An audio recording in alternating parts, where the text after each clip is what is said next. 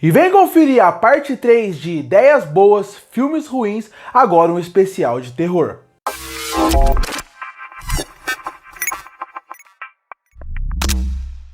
E um vídeo que já tem duas partes aqui no canal é de Ideias Boas, Filmes Ruins, que seria aqueles filmes que na concepção, a ideia do filme é genial, que você quer assistir o filme, mas na hora que você vai ver o filme, você acaba se decepcionando, e você percebe que a ideia realmente era muito boa, mas a execução não foi boa assim. E já que estamos na semana do Halloween, eu resolvi fazer uma terceira parte dessa lista, agora focada em filmes de terror. Considerando isso, vamos à lista. E o primeiro filme dessa lista é o filme lançado em 2014, chamado Amizade Desfeita. Na época que lançou em 2014, e desde sempre dentro do gênero de terror, tentam lançar filmes dentro do gênero câmera na mão. Essa ideia de que o filme é gravado como se fosse naquele momento, como se fosse algo real, gravado naquele exato momento. Atividade Paranormal tentou fazer isso, Cloverfield tentou fazer isso, REC tentou fazer isso, vários filmes tentaram seguir muito para essa área, que começou lá atrás, desde o filme A Bruxa de Blair, até antes, mas A Bruxa de Blair meio que popularizou essa ideia que muitos filmes de terror tentaram fazer. E no começo dos anos de 2010, muitos filmes tentaram trazer essa ideia. Até depois saiu o filme próprio Cloverfield que eu falei. Em 2018 saiu um filme de suspense chamado Buscando, que também brinca muito com essa ideia de câmera na mão. E a Amizade Desfeita tentou fazer uma atualização dessa ideia, que é, e se em vez de ser uma câmera na mão fosse um computador? E se na vez de ser realmente um computador, fosse todos os aparelhos eletrônicos que hoje em dia existem? Então, uma câmera de uma casa, um computador, um celular, tudo poderia ser usado como mecanismo para você contar a narrativa do seu filme. E isso que saiu o filme Amizade Desfeita. Um grupo de amigos se reencontram dentro de uma sala de bate-papo e uma pessoa misteriosa consegue entrar nessa sala de bate-papo. E ele se identifica com a menina que cometeu suicídio anos antes da escola. Então a partir daí o filme acaba desenrolando. Quem é essa pessoa misteriosa que está entrando no chat deles? Quem é essa pessoa misteriosa que quer uma comunicação entre eles? Essa pessoa que já se identificava como morta anos antes, um ano antes. Essa ideia é interessantíssima. Uma pessoa que morreu, do nada acaba aparecendo e você acaba criando um mistério muito interessante que é: será que realmente uma pessoa morreu? Será que ela fingiu de morta? E a partir daí, ela tá brincando com aquelas pessoas? O mistério é interessantíssimo. E como eu mencionei o filme Buscando, eu acho que ele é um bom filme para usar como parâmetro para falar porque esse filme não foi bom.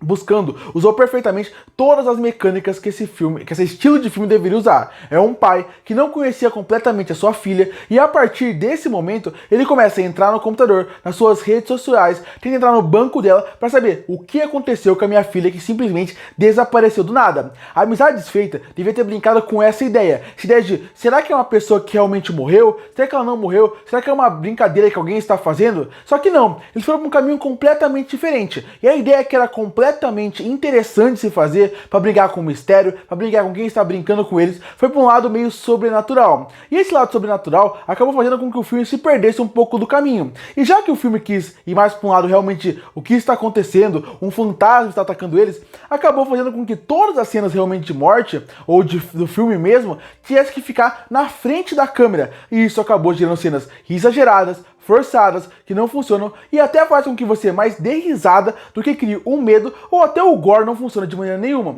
Tanto que esse filme criou anos depois uma Amizade Desfeita 2, onde saía meio que só de uma menina e brincava meio que com a parte mais sombria da internet. Isso também poderia ser bem utilizado, mas nenhum dos dois foi. E por isso que eu falo que é uma ideia muito boa e que Buscando usou muito bom. Se você brincasse com o suspense, com o mistério de quem é aquela pessoa, o que está fazendo, o que está brincando com eles, de um grupo de pessoas que guardam segredos sombrio, seria interessantíssimo. Que enquanto o filme vai rolando, a gente descobre mais sobre aqueles adolescentes, seria um filme que daria muito certo. Mas da forma como eles fizeram de, vamos para algo mais sobrenatural, o filme se perdeu no caminho. Então é mais uma ideia boa de um filme que foi completamente destruído.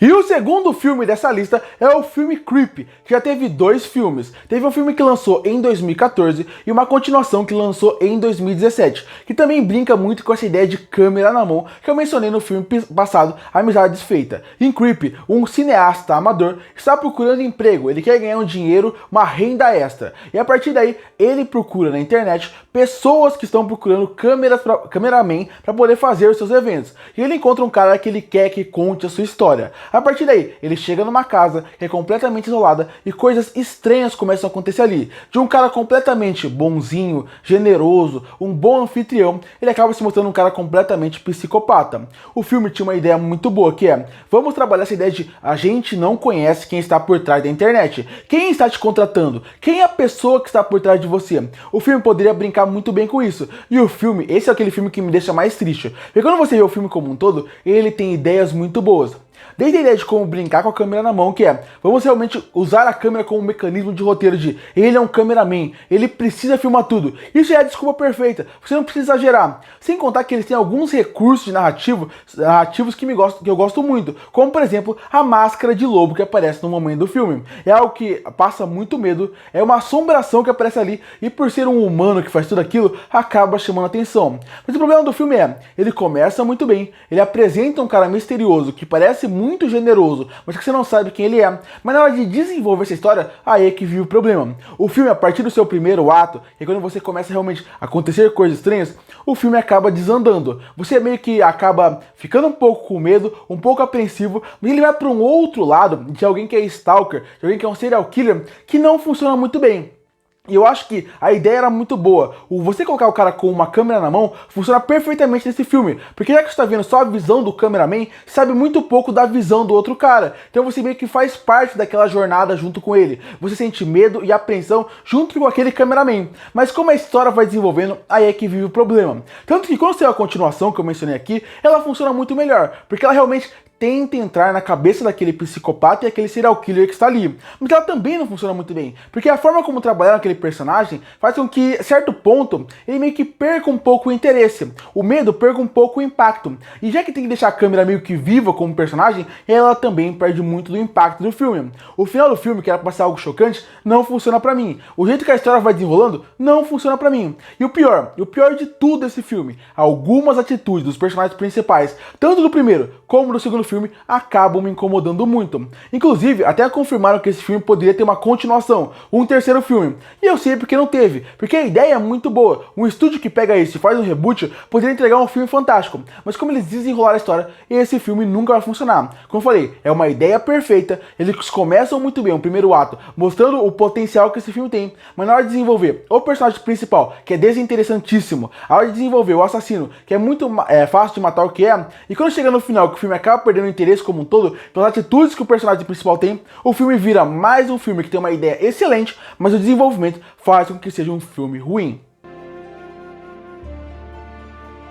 E o terceiro filme dessa lista seria um filme lançado em 2019 chamado Casamento Sangrento. Mais um filme que tem uma ideia que eu não esperava que o filme poderia entregar isso, e ele foi muito bem. Que seria a ideia de um filme de uma mulher que ela conhece uma família que é rica e fantástica com ela. Os tios são muito bons, os pais do seu noivo são muito bons e o noivo é muito bom com ela. E assim que eles casam, na noite que eles casam, ela percebe que ela vai ter que fazer uma aprovação além do casamento para provar que ela vai poder fazer parte dessa família. E essa aprovação é: eles vão caçar ela. Eles vão caçar ela de todos os jeitos possíveis. E se ela sobreviver durante a noite, ela está apta para fazer parte dessa família. E isso é muito interessante. O conceito que eles trabalham através dali é muito bom, porque eles trabalham a ideia de um slasher, meio que realmente de suspense, com uma ideia muito boa que é: a família como um todo, ela não é a família mais inteligente do mundo. Eles não são caçadores como um todo. Então, a partir daí, são personagens que tem alguns que são mais bobos, alguns que são mais engraçados, alguns que são mais sérios, alguns que realmente querem caçar ela.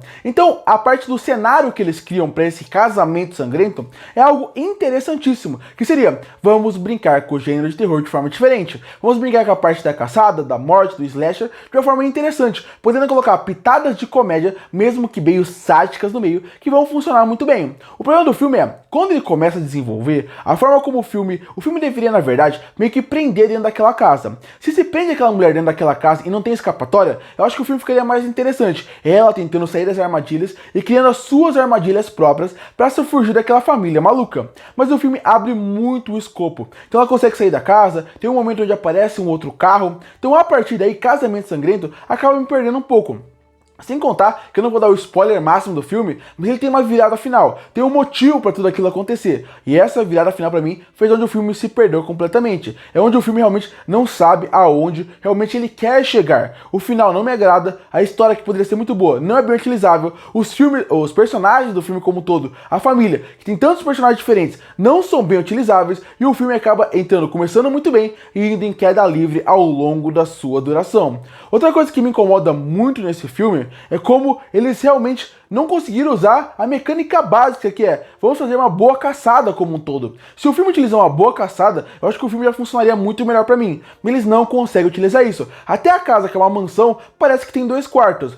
É um filme que realmente, ele começa muito bem, ele mostra o seu potencial, inclusive tem um excelente elenco nesse filme, mas no seu desenrolar, você vê como o filme vai fracassando. Vai fracassando na parte de perdendo o carisma dos personagens, vai perdendo o carisma na parte de como a morte vai funcionando, até que chega no final, que tenta ser uma grande virada e que não funciona de maneira nenhuma. Esse é aquele filme que eu torço pra um dia alguém pegar essa ideia e refazer de uma ideia mais interessante, pegando realmente um roteirista bom que saiba usar essa ideia. Porque em Casamento Sangrento, você vê tudo que o filme tem de melhor. A parte que poderia ter boas mortes, ter uma bom suspense, bons personagens, com um excelente elenco e tudo se perde no caminho, sendo mais um filme que tem uma ideia excelente, mas uma execução bem fraca.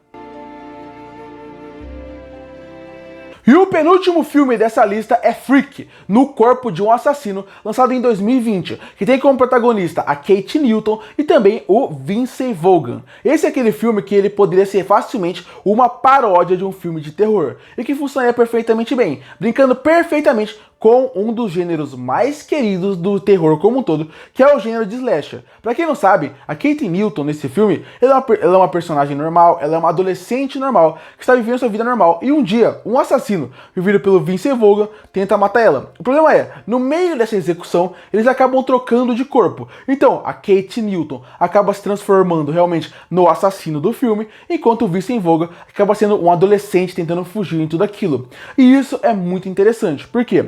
Porque a partir daí você poderia fazer sátiras, piadas e uma metáfora gigantesca com todos os filmes de slasher. Porque a Kate Newton, que é a final girl desse filme, acabou se tornando o serial killer desse filme. E a partir daí você tem um excelente caminho para fazer uma comédia muito boa, porque o Vince Vaughn é excelente para comédia. Ele tá fazendo o papel de um adolescente no papel de um corpo de um adulto, e isso poderia ser muito bom. E uma assassina também interessante. É como se você invertesse os papéis, fizesse uma sátira do gênero e poderia funcionar perfeitamente bem se eles fizessem isso muito bem aqui, com um bom elenco, com bons atores que funcionariam bem. Mas o filme não funciona, porque a partir de um certo ponto ele vira só uma grande galhofa, onde a comédia para de funcionar e a galhofa não vira uma galhofa suficiente a ponto do filme funcionar também. Então um filme que tem uma ideia muito boa e que começa muito bem, com um elenco muito interessante, se perde no caminho, num ponto onde você, como público, mais fica desinteressado do que realmente interessado. Como eu falei, é um filme que poderia fazer uma sátira com o gênero de slasher